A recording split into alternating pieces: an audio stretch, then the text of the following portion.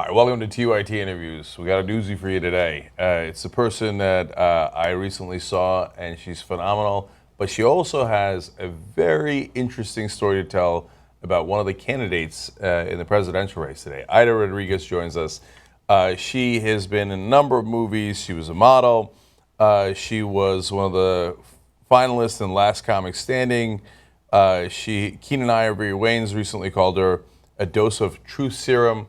And having seen your stand-up at the Multicultural Correspondents' Dinner, boy, is he right. Okay. Thank you. Congratulations. You got an award. It was very, very well deserved. Thank you. So, you guys, if you didn't see it, it was unreal. I mean, that is that place exploded. That was a good one. You shouldn't have dropped the mic. You should have thrown the mic down. People started throwing money. It was crazy. Yeah, Roland Martin threw $5. I was like, how dare you? It's got to be higher than that. Yeah. That's when I know I'll be good, when people start throwing money on the stage. But you have a fascinating story about Trump, but let's get to that in a sec. Okay, so let's rewind. You're born in Boston, but raised in the Dominican Republic? I lived in the Dominican Republic until I was of school age, so I'm an anchor baby. My dad is Dominican and not a citizen. Actually, he's been deported, so he's not here. He's in the Dominican Republic, and he can't come back. So, Wow. but I was an anchor baby. So, which administration was he deported under? he was deported in 79. Oh, old school. Okay. Yeah, 79. Jimmy Carter. Yeah. Okay, all right. So you say you're an anchor baby, but you were born in Boston, but mainly grew up in Dominican Republic. I went to the Dominican Republic. Yeah, they wanted me to be born here so that my dad could stay in, and that didn't work out That so didn't well. work. Okay. Well, I was thinking maybe that you were an anchor baby for the Dominican Republic. Look, we got to make sure she grows up in DR. I didn't grow up there, though. I lived there until it was time for me to go to school. They learned Spanish, and then I went to Miami. So I went from the Dominican Republic to Cuba. So we'll get the difference between the different Latinas, and stuff, because that's an interesting conversation too. But then you went to, and you're half Dominican, half Puerto Rican? Yes. Okay. And then you went to FSU, Florida State University? I did. The Seminoles? Yeah. And then you had a similar dilemma as I did. Do you stay in school or do you become a model? I mean, I can't tell you how many times I thought about, do I drop out to become a model or don't I? It was a nightmare. Well, you know what? I had a child because I had a baby when I was really young, and at that time, you know, the dream of getting a job after college and getting $10,000 for a runway show, like you're sitting there like, I had this little baby.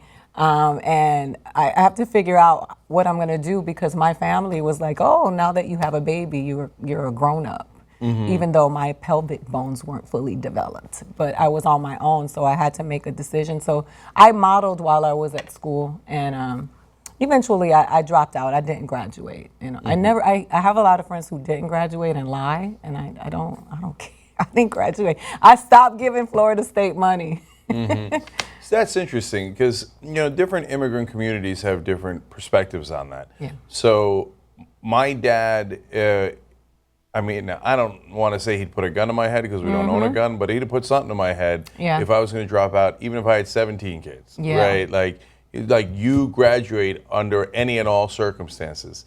So was that not the pressure you got? I mean, I'm just trying to get a sense of it. No. You know, I'll keep it so 100. So my mother comes from, my family, the cycle of dysfunction in my family is so deep. Like and that's why I fight so hard for my people of color, is that people that don't understand the burden of people who feel like they have to survive, that education is something that is a luxury, you know? And at the time when I became a mom, you know, everything shifted from, I come from 2 generations prior of teenage pregnancies. My grandmother had her first child when she was 13, and my mom had me when she was like 16 years old. So I had, I came from a group of people who never went to college. Like no one, one of my uncles who was like the glory of our family went to the Army, and then later he went and got a post-secondary education, and he has a master's degree now. But my family they didn't have a concept of education because they were so busy surviving, because I grew up in like the heart of the gutter of Miami. So when I got pregnant, you know, my parents were like, my mom, and that was my stepfather, who's not, you know, he wasn't as vested in me. My mom was like, you have to do what you have to do at this point, and you have to, what they know to do is to work. And so, unfortunately, that, you know, that nugget of knowledge and information that you had because your parents understood what education means, I didn't really have that, so I had to figure that one out on my own. No, culture is everything, and there's great parts of culture, and there's not so great parts of culture, and all the different ones makes all the difference. My dad was a dirt poor olive farmer in southeastern Turkey, but his brother happened to show him this magic door. So like, if you go through this magic door, and you know you got it through for 4 years somehow, starving, doing this or that, and then all of a sudden you're not a freaking farmer anymore. No. And now all of a sudden you're an engineer, and people look at you differently. My dad's like, no, really? Yeah, right? That's beautiful. Right. And then so having gone through that door, he thinks, oh, it's magic. You got to go through that door. You got to go through the magic door. So I'm your dad in my family's. So now I'm the one that provided that for my children. And I left. I actually moved 3,000 miles away. I extracted my children from that environment, and I recreated a world. I felt like I was in Life is Beautiful. Like I created this world for my children where we broke the cycle. So now I have a daughter that's 19 who hasn't had a baby and is on her way to Davis. And you know, who is an amazing human being, and a son who's a college graduate. But I had to remove them from the environment, which is my belief, so that they could have a chance and understand that there is so much more to life than what they were exposed to. But you were saying before we got on air, this is a dramatic story and traumatic as well, about your son when he was 12. You remove him from that bubble, you bring him to Sherman Oaks. Yeah. But you can't escape a certain culture, which is the dominant culture in America. Yeah. And a lot of people like to turn a blind eye to it, but some people don't have the luxury of turning a blind eye to it because it comes and gets you. Yeah. So tell us what happened to your son when he was 12. So my son my son has been declared gifted since he was 4. He started reading when he was 3 years old, and he has been exceptional his entire life. He's been, you know, I've never gone to the school for my son for anything but to receive an award or to be celebrated. He went to Campbell Hall. They created a special award for him because he's always been exceptional. He's walking home from school with his friend who is Hawaiian, and they get pulled over by the police for walking down the street. And they were put on their knees, and guns were drawn on them, and they were 12 years old because they were walking while Hawaiian and black. And you know, people like to this whole race card thing. I hate the term race card because it infuriates me. But if it's not your reality, and you're going to hear it over and over again until we embed it in your subconscious mind and you understand that this is a reality for a lot of people. They don't get it. Like my son walks around when the police is around. He has PTSD. You know, he was 12 years old. He's like, every time he sees a cop, it's like, oh.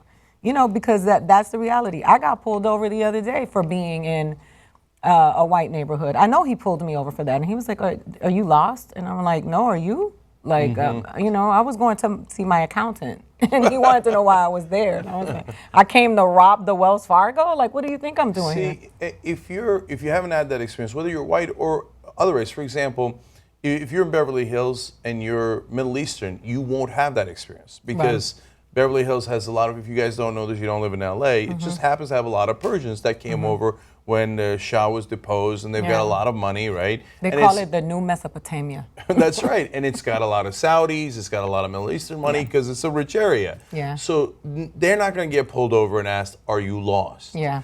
If you hear the words "Are you lost?" that they're not trying to help you. No. Okay, what they're saying is you don't belong here. Yeah, why are you here? Right, and so I've now heard that story. I haven't experienced it, right? But I've heard that story from dozens of minorities. Oh, yeah. You know, in my personal life, right? Yeah. And so I'm just trying to get other people, white, other Persian, whatever it might be, right? To open up their eyes and go, oh, I never experienced that, but that doesn't mean it's not real. Yeah. Well, it's happened to me more than once. My ex-husband played for the Chargers, and I lived in San Diego. And we lived in Rancho Bernardo, which is a more affluent part of town. I was coming from the grocery store. I got pulled over by a cop, a black cop, and he was like, what are you doing here? And I said, you see that house right there on the golf course? That's my house. That's what I'm doing here. Like, what do you need? And he was like, oh, I'm sorry. I was wondering what you were doing. We really, you know, he couldn't say anything. He was just trying to say, I didn't know, why are you in this neighborhood? And it's happened to me multiple times. I just sort of comment online the other day, like, oh, yeah, you think it's serious to me even when it's a black cop. No, you guys aren't getting. We're not trying to accuse anybody of anything. Right. And like, it's not. I'm not saying you did anything. What we're trying to tell you is that is what cops are taught and trained. Yeah. And so whether it's a white cop or a black cop, and a lot of times minority cops feel like they got to prove something to the white cops. Oh yeah. And so like, oh no, don't worry, I'll pull even more of them over, right? So because that's the culture that's been created, but we can fix that culture. Absolutely. The good news is we can fix it. I agree, and Right. I'll tell you that the nicest cops, that the people who've been the nicest to me have been some white cops. You know, one cop pulled me over one time because my tail light was out, and I was arguing with my daughter, and he was like, we had a conversation about our teenage daughters, and he was like, just go home, get the tail light fixed. I'm not even going to give you a fix-it ticket. So I'm not into making generalizations, but I cannot deny my experience, the experience of my son, and the many people that I know, because it's like what you said, they are trained like a gang, and I know that there's a comedian whose brother is a police officer, and he had a really big argument with him because his brother said, my job is to come home every night. And he said, no, you not coming home every night or not coming home tonight is one of the consequences and the risks that comes along with your job. Your job is to protect and serve, not to come home every night. That's not your job. And he's a white man, and he was like, I completely disagree. And he went on this whole thing on Facebook on his own brother. Because the reality of it is that they teach us they teach them to be afraid of us. Yeah, bunker mentality. It's more of an occupation than it is to protect and serve. Look, anybody who's got cops in their family, they're a little bit more realistic about it, as that comedian is. Jimmy Dore is another comedian who's on the Young Turks all the time, and he's got brothers, and his father was a cop, and you know, they Irish in Chicago. They were all cops, right? And he's like, let me keep it real with you on what cops think. Yeah. And so that's just reality. Look, it's one of many things we discuss to talk about, you know, different perspectives and get each other to see each other's perspectives. Like, so when you say your 12-year-old son gets a gun put to his head by a police officer, I think two things. One, oh, thank God they didn't kill him. Yeah. Because I think of Tamir Rice. Absolutely. Right? Absolutely. Because that could have been the day. Yeah. And then that's it. Yep. You know? So the second thing I think is, my God, if anyone, including a cop, pulled a gun and put it to my son's head, if he now or at the age of 12, how furious I would be. Yeah, I was. And imagine, any of you out there, I mean, you got kids, imagine someone putting a gun to their head and how scared you'd be, because a tiny mistake. Yep. Because he's 12, he gets up at the wrong time. Yeah, he was right? nervous. Yep. He was nervous and scared. Exactly. Or the cop forgot to put the safety on, or 1,000 other things. That split second could have been it. I mean, again, look at Tamir Rice's family. The splits, they just took 2 seconds to shoot him. Yeah. You never know.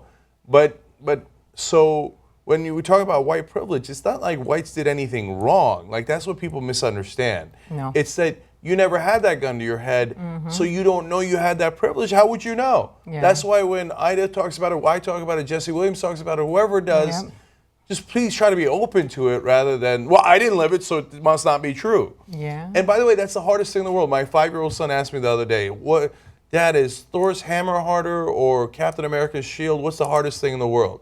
I said, no, the hardest thing in the world is to escape your own perspective. Yeah. That's a great lesson to teach him at 5, because he'll take that with him everywhere. Yeah, and I took like a whole 15, 20 minutes, confused the hell out of him about perspectives, but I try to teach him. He's going to be great, though.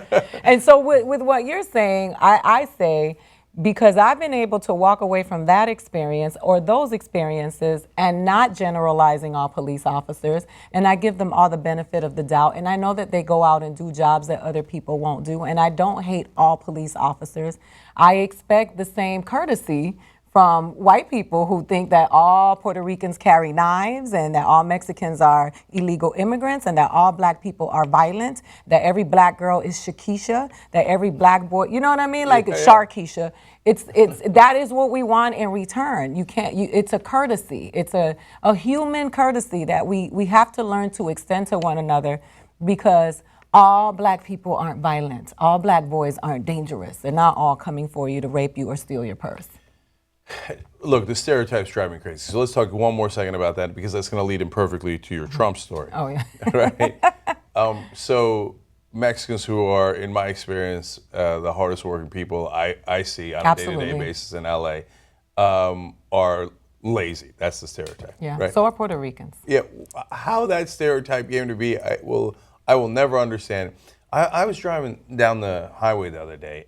There's a beat up car. She's going real slow. At first, I'm frustrated. I got to go around her. Right? And then I look into the car to see who it is, and it's this middle-aged to she's starting to get old. I don't know, 50s, and you can tell that she's been through some times. Right. And I think, who hates that lady? Like that. Yeah. I look at that lady and I think, I don't know what she's been through, but my guess is it hasn't been easy. Yeah. And maybe she had to take care of somebody else's kids. Yeah. Maybe she couldn't see her own kids while she was taking care of somebody else's kids. I don't know. But she looked tired. Yeah, I'm sure. And so I look at that and I have all the empathy in the world for her. Right. And some people look at that and go, that's part of the problem. Yeah, she bum, lazy. How can you think all right, and we got to get them out of there. They're the problem. Yeah. The person in the beat up car, barely surviving, is the one causing your economic problems. Not Wall Street, not the people in power, not those guys, but the most powerless people in the country. So that's one stereotype. The other stereotype that you mentioned is blacks are violent. So let me get this right. Blacks are the ones who savaged the white race for hundreds of years, lynched them, enslaved them, whipped them, killed them, raped them. Oh, right, it was the other way around. Right, but blacks are violent. So when I say that, people get even more angry. Yeah. Oh, I didn't do that. Dude, I didn't say you did that. Okay, I know it was hundreds of years ago, right? But it wasn't hundreds of years ago. So the lynchings came all the way up to the 1960s, and a lot of people who were around then are around now. We live with them. Yeah. And they grew up in that culture. And so it's not like we talked about culture. And if you grow up in a culture where you say somebody's life is so devalued that we could lynch them at any moment for looking at us the wrong way, that's a tough set of brainwashing to get beyond. Absolutely. Right? We had a long conversation the other day, my kids and I, we were having breakfast, and we had this conversation about how do we deal with racism? Because my son is an advocate of education, and he's like, this is an education problem. These are people that are being educated into believing that a group of people is beneath them and beyond change and beyond growth. And he's like, and it's so rooted into our education.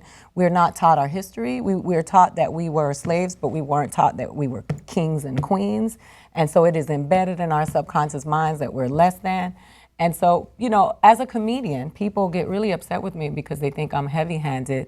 But I feel like at some point I have to talk about the things that move me, because I am not moved about airplane food, and I'm not moved about that's not my lane, And there are comedians for that, and that's fine. If you want to watch somebody talk about what makes you a redneck, you can go see those people. I don't hate those people. They all make up the spectrum of what a comedian is. But I feel like my journey is to dispel those myths, because I don't get received the way some people. They want me to talk about how I'm promiscuous, how I have a knife, how I'm, how I draw my eyebrows on. They don't want to hear me talk about politics and social issues.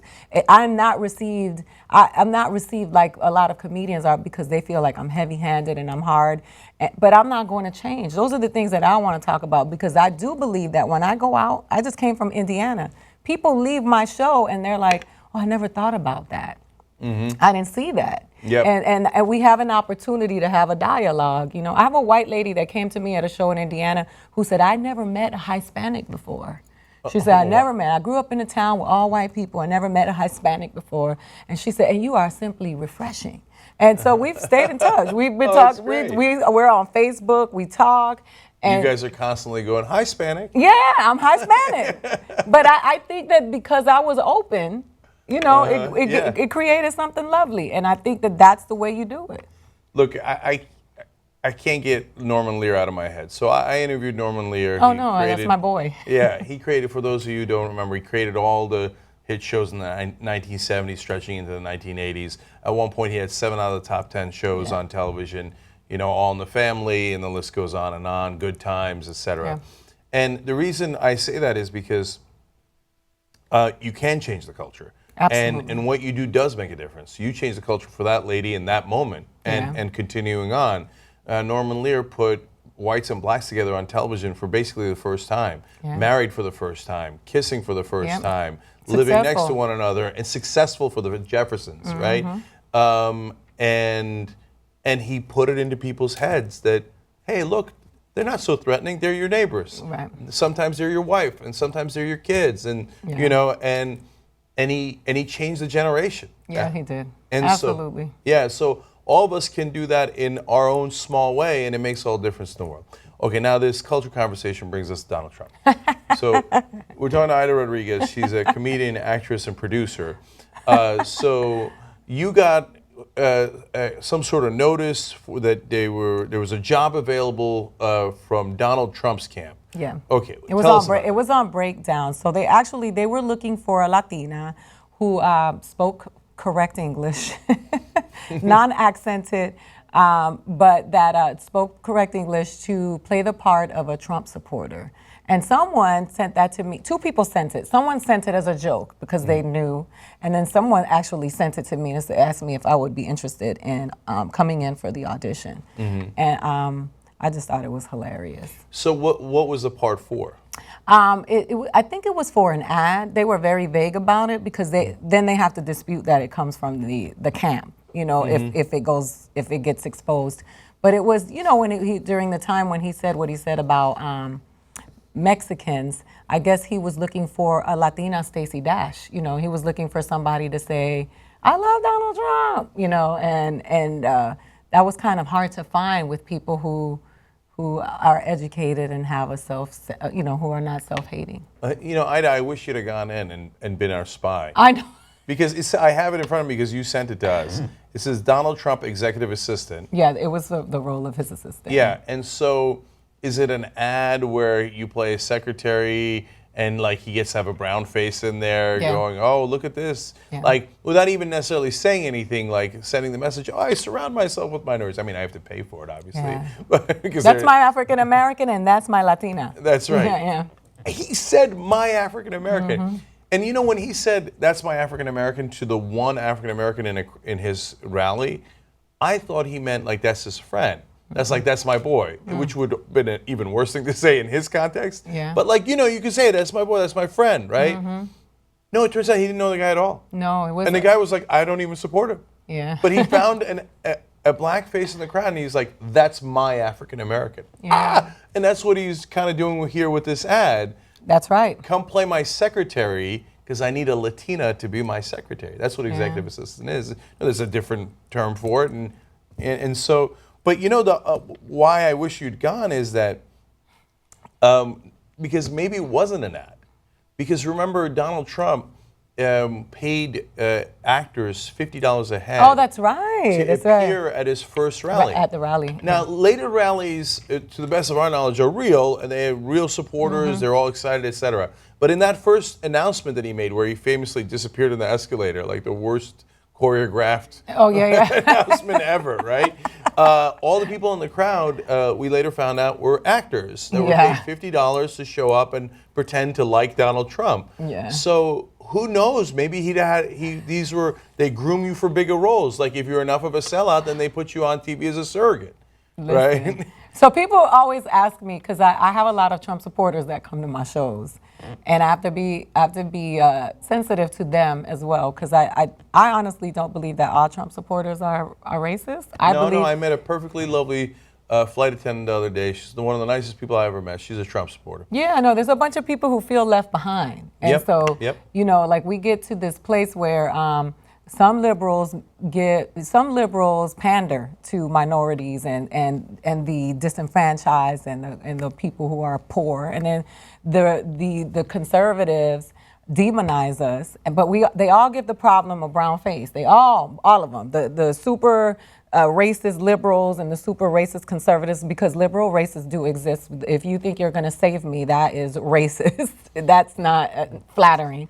And so now there's this group of people who feel like they're being ignored, but the problem, both groups are giving the problem the same face: minorities, Muslims. And so now you got all these farmers, you got these people that go to work every day, they're tired, they feel left behind. The super rich and these super people have left those people behind, and they're like, all right, this guy is talking about what I'm talking about. And a lot of them happen to be racist, but I wouldn't say that all of them are. But I just think that all of this is speaking to what's going on in our country, and we need a revolution because we are struggling right now as people. And when I go out and I talk to those people that are working every day, they're so frustrated with what's going on. They'll take anything. They're taking the guy from The Apprentice.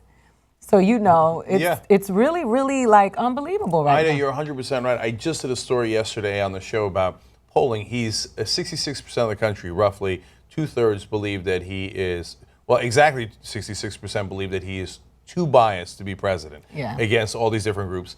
About the same percentage, 2/3 think he's absolutely unqualified. But about 11 to 18% of them, depending on which part they're unqualified, biased, etc., say, I'm going to vote for him anyway because I want change that bad. Wow. That's scary. Yeah. And so here's a guy they say is unqualified to be president, but I'll take him over whatever is normally going on in Washington. Yeah. But one last thing about the Trump ad. I don't know that they send for roles that are quote unquote white and ask you to speak correct English. Yeah. So isn't that a bit telling that they? Of course, because they want you to sound like an educated Latina that supports Trump, so that they don't question. Because when those two ladies that he had, the two Latina ladies that were praising him at the rally, people were like, yeah, look at them, they're slaves. Like they don't have an education, they don't even speak correct English. He probably paid them. So they were looking for somebody who that made an educated decision to support Donald Trump even after he assassinated the character of their people. And so that's what they were looking for. And so somebody thought that I would do a good job at that, and that person is no longer my friend. So, and by the way, it's not a new thing. It happens all the time. There was in 2012 when Obama was running against Mitt Romney, Joe Ricketts, who's a very, very wealthy Republican donor. Now his wife is a Hillary Clinton donor, but that's a different thing. And we'll talk about him, Joe. Commissioned this memo about how they were going to attack Obama based on Reverend Wright and his race and how he's the other. But they needed an intellectual, articulate African-American to make the case. Because if you're white, no, they'll accuse us of racism. Oh, we got a clever trick. This is in the memo. It got leaked to the New York Times. So we need a black guy to say those same racist things so that that we won't be accused of racism. They think that that's clever. I got news for you. We're on to you. No, it's like the sheriff on Fox and Stacey Dash and I just debated one. Dinesh D'Souza, he writes about Obama's rage. Oh, yeah. Rage? What are you doing? He's like the calmest man in America. But why? They got to say that he's an angry black man. It's one of the oldest racist tropes there is in America. But it's okay. Dinesh is brown. Yeah. We got a brown man to say it. Okay, and we paid him a lot of money to do that, so he was super happy to do it. And then goes, what? Saying an angry black man's a racist thing? I never heard of that. Of course. Oh, you didn't. You went to Dartmouth and you never heard of that. That's interesting. Imagine if Obama would ever display any type of anger with all the stuff, being called a liar, pictures of him and as a monkey from the Tea Party, like all the things that he's experienced, because we have amnesia. It's been 8 years of extreme racism. It's not now. It's been happening throughout. They called this, there was I'm from Miami, so a Cuban ABC anchor called her a primate. He got fired, but he actually felt that he could say that on television.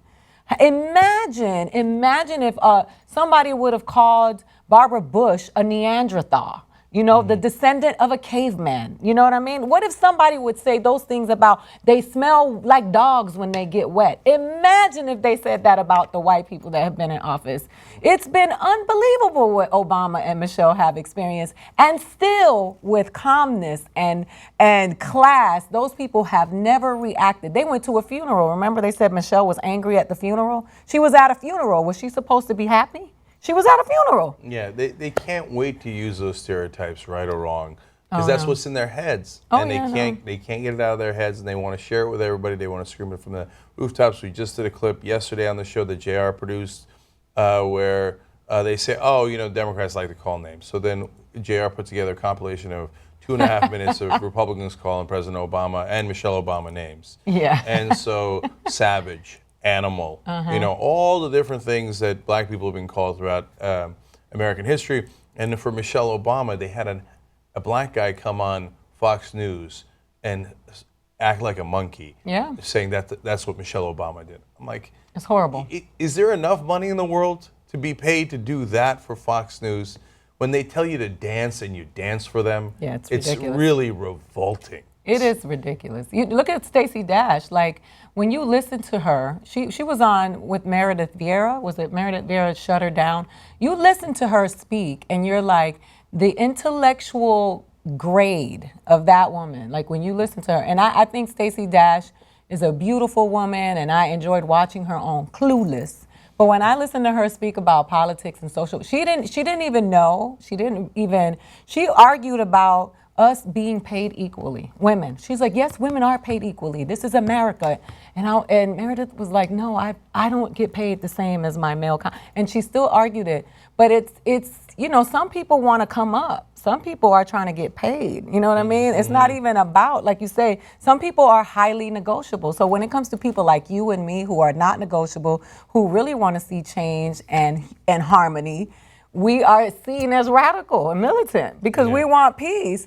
But I tell you, with Barack and Michelle, I salute them daily because how many human beings could tolerate? It's like being in the 50s.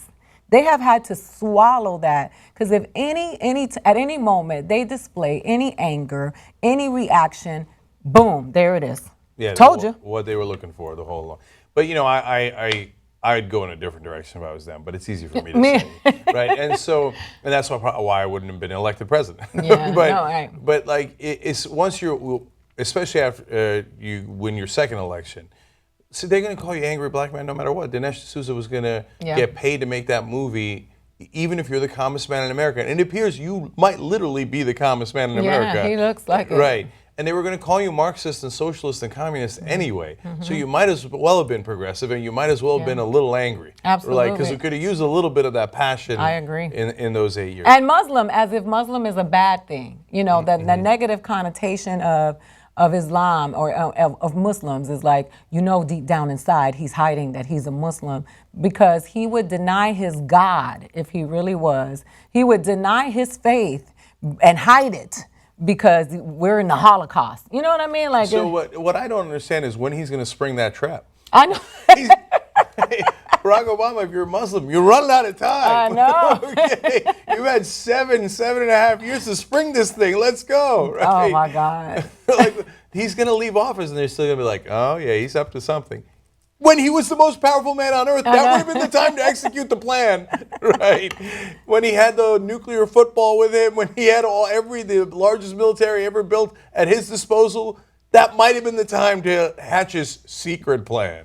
I just want to say one thing because I have a friend who lives in New York, and she was in a building where Donald Trump was, and she wanted to get in the elevator, and he would not let her in the elevator with him. And I want to tell you this because to the people who support Donald Trump that are poor people, working class people who think that he's your hero and he's your spokesman, I want you to know that he's a massive elitist and he would never sit at the table with you. He would never, those people at his rally, like if you watch his behavior towards people that are not of his, financial status and his social status in his mind, because it's definitely not an intellectual status, he would not. So I know you feel lost, and I know you feel like you've been left behind, but that is not your leader, because he doesn't see you as his equal. And that's what I feel sorry for those white people when I look at them. They're like, Donald Trump. And I'm like, Donald Trump doesn't see you. He is such a snob, and he doesn't eat with the homeless. He's not going to ever do that. And there's another story out in the Washington Post today. All those charities that he bragged about giving millions of dollars to, turns out he might have given less than 10,000 in the last 7 years. He has got no interest in any kind of charity. And what he does respect, the only thing he respects is wealth. Yeah. So, like, he will say, look, I don't know what you're talking about. I've got Muslim friends, because he knows some Arab sheiks. Yeah. You know, I've got some black friends. He's like Herschel Walker, who used to... And Muhammad Ali was his friend. Right. And because... No, Mike Tyson, not Muhammad Ali. No, not Muhammad Ali. Mike oh, Tyson. I'm sorry, champ. And it's because they're all millionaires. Absolutely. And so they get together and have a good laugh, usually at our expense. All the time.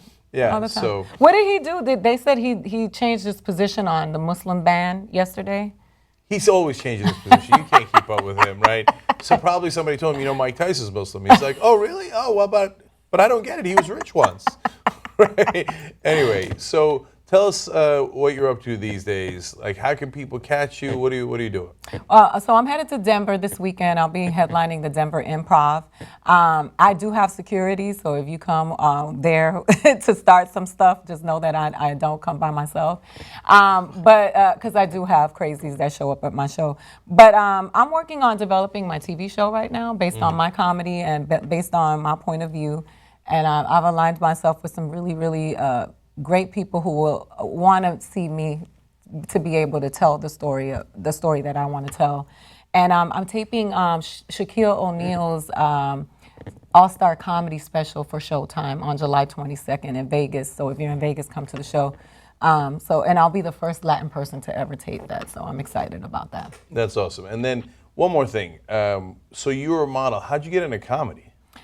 I didn't make it in modeling. I got tired of being hungry all the time.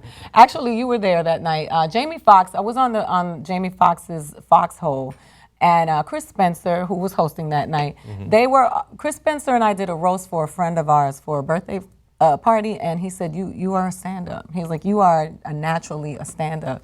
And I thought I was too heavy-handed to be a stand-up. He said, no, you're one of those stand-ups, Yeah. And then, I did Jamie Foxx's radio show, and a show came up, and they put me on stage, and I've been doing stand-up ever since, but I've always wanted to be a stand-up. Mm-hmm. How long ago was that? That was 8 years ago. No, 8 years ago. Yeah, because I'm telling you, man, the main reason Ida's here is because I saw that stand-up, and it was special. Thank you. It was really amazing. I mean, we all walked out there going, damn, I haven't seen anything like that in a long, long time. Oh, thank you. That means a lot to me. I needed that today, so. So everybody check her out. Ida, thank you so much for coming on. Thank you for having me. Funny Aida, AIDA, on those are my handles, and that's my website. So. All right. Thank you. Thank you.